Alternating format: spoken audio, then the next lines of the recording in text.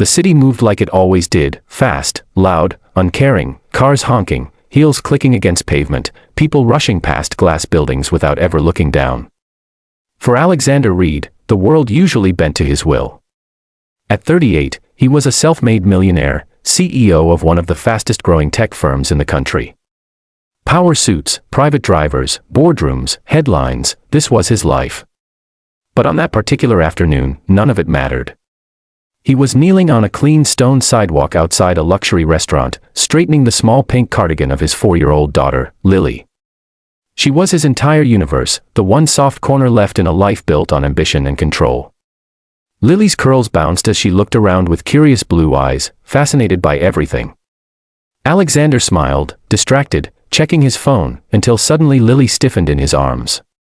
Her small body trembled. Her finger rose, pointing toward the other side of the street.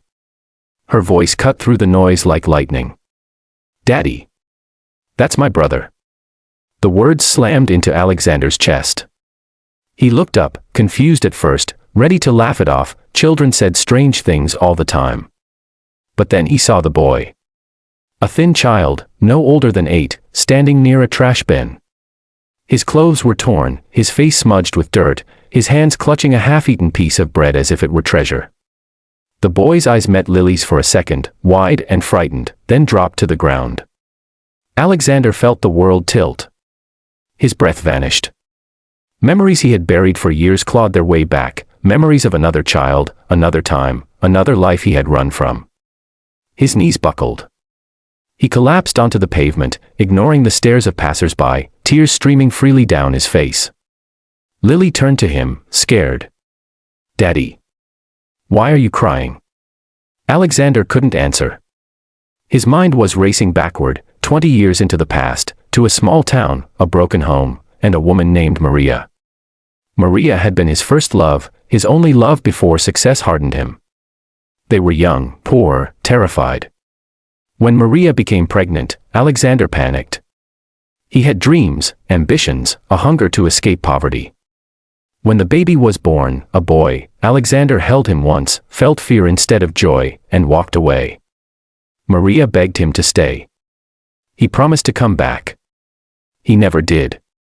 Years later, he told himself the child was better off without him.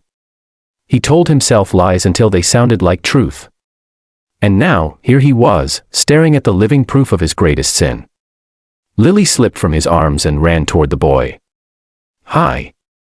I'm Lily," she said brightly. The boy stepped back, terrified.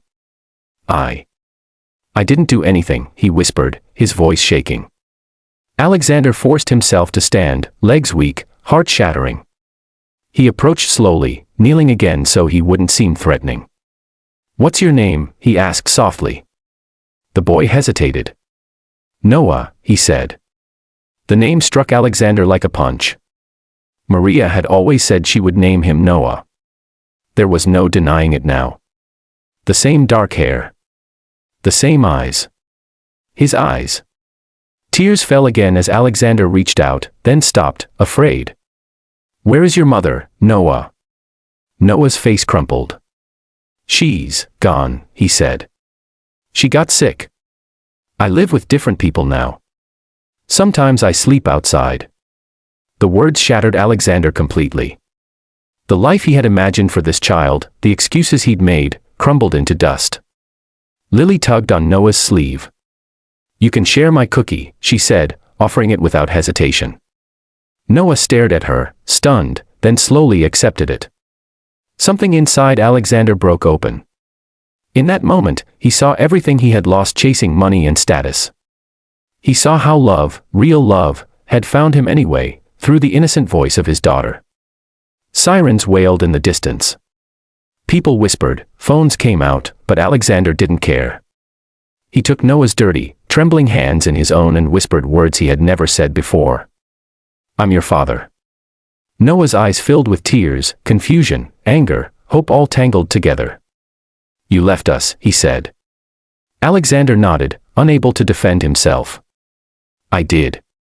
And I was wrong. And I will spend the rest of my life making it right, if you let me." Silence stretched between them, heavy and fragile. Then Lily wrapped her arms around both of them. "See? I told you, Daddy. That's my brother." In that embrace, something miraculous happened. A family, once broken, began to heal. Alexander didn't just take Noah home that day, he changed his entire life. Lawyers, schools, doctors, therapy, he did everything, but more importantly, he showed up. Every day.